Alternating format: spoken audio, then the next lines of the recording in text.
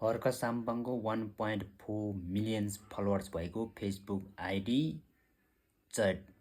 किनकि यो एउटा स्ट्याटसको कारणले 1.4 मिलियन फलोवर्स भएको आइडी चट भएको छ। आज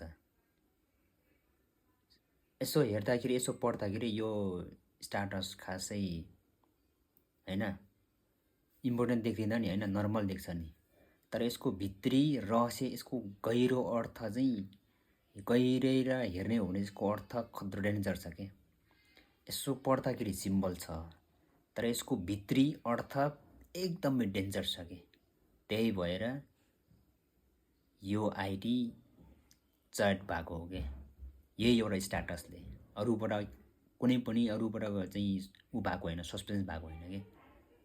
यति ताकत छ के यो स्ट्याटसले, यति बलियो यति पावरफुल छ नि।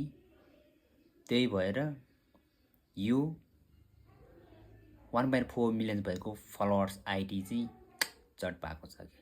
So this is a power of word